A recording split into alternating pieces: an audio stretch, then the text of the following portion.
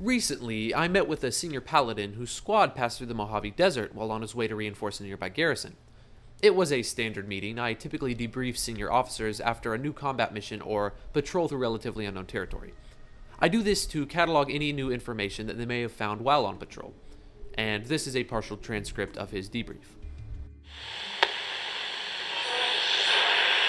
Have you ever considered moving to the Midwest? Well, take those thoughts, light them on fire, and throw them down the Grand Canyon. Why? Because of Cazadores, pre-war Spanish for hunter.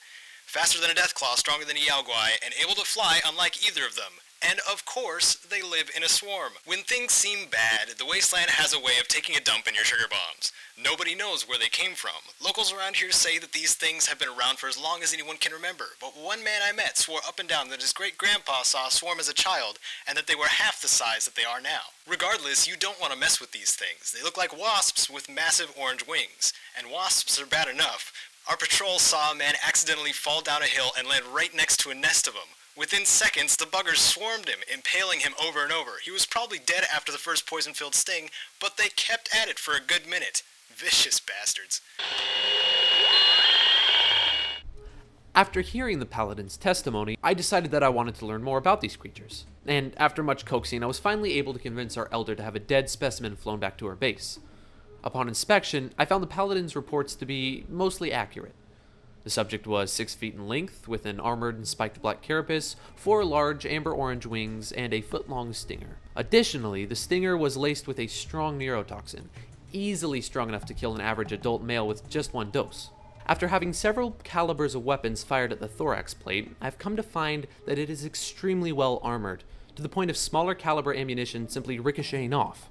If ever clearing out a nest of these things, and the creator be with anybody tasked with that job, their best bet would be to bring armor-piercing rounds.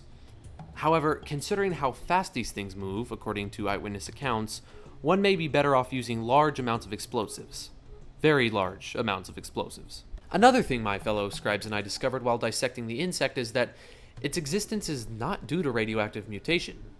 While that may account for their large size, my colleagues found that its DNA is that of a tarantula hawk wasp, but spliced with other unknown DNA samples.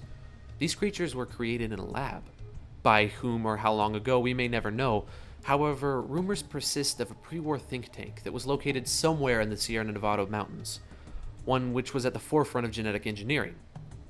Odds are, it's just an old campfire tale, but if it really does exist, I would bet a whole pile of bottle caps that these Cazadores, and more than likely a few other of the strange creatures we have roaming the wastes today, originated inside the labs at this big mountain.